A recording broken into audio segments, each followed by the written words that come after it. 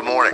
Hey, this is Fred Mitchell, Chairman of the Progressive Liberal Party, and today is Wednesday, the 18th of November, 2020. Hope you're feeling good today. One of the most prominent citizens of the island of Eluethera and Governor's Harbor in particular circulated a voice note yesterday about his experience in dealing with the police force during the lockdown in Eluethera in this pandemic, the lockdown inspired by our Prime Minister, Hubert Minnis. He was unlawfully detained.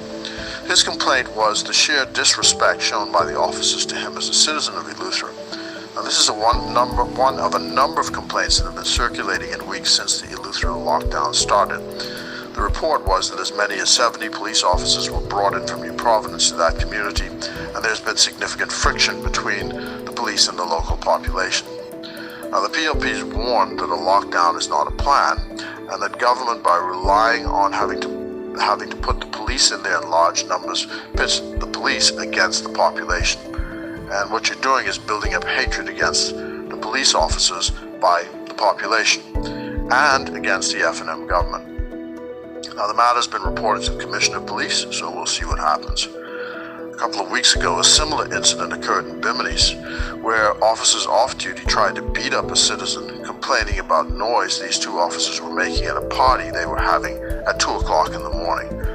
Those officers were the subject of an inquiry. We await the results. The added pressure of these lockdowns, though, is not healthy for the country's mental health. Some people I see are in the press, though, congratulating the government on the lockdowns, but they must not see the evidence that the lockdowns are not working.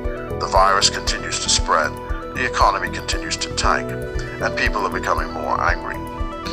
Thank you to the leader of the PLP and leaders of the PLP in North Andros for their attendance at the meeting of the leader of the opposition, Philip Davis, with myself and MP Picewell Forbes to speak about mining in Andros. Remember, we oppose mining in Andros, and we want to keep the Morgan's Bluff port in public hands. I'm to return to North Andros on the weekend to meet with our PLP branch leaders there on Saturday, the 21st of November. So the House of Assembly meets today at 10 o'clock, and the Senate meets tomorrow at 10 a.m., Thursday, the 19th of November. So the House today, the Senate tomorrow. The Candidates Committee is continuing to work. We met yesterday. The process is going well. The action in the field is dynamic, and the party is readying itself for battle. I just remind our supporters, though, before I go, to delete and stop passing around these false, libelous, and criminal voice and video notes, which are spreading disinformation about our leaders. These come from mentally ill individuals who are simply not credible, and they're in fact criminals. When you pass it around, you give it legs. Do not send it to me. Don't pass it around. Delete it. Report the matter to the police if you must.